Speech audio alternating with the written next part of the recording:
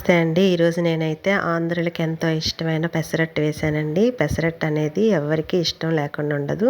అందరూ చాలా ఇష్టపడి తింటారు ఈ పెసరట్టుని. దీన్ని ఎలా చేయాలో చూపిస్తాను. ఒక గ్లాసు బసలు తీసుకొని కొద్దిగా బియ్యం తీసుకోవాలండి. ఎందుకంటే అట్టు సరిగ్గా రాదు కాబట్టి ఈ రెండు రాత్రంతా నానబెట్టుకొని పొద్దున్నే వాటిని శుభ్రంగా కడిగి మిక్సీలో వేసుకోవాలి. మనం మిక్సీలో వేసేటప్పుడు అల్లము, పచ్చిమిర్చి వేసుకోవచ్చు.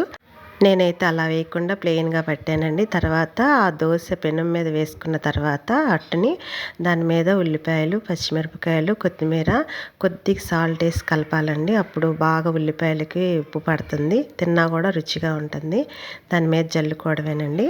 దాని కాంబినేషన్గా నేను పల్లీ చట్నీ చేశాను.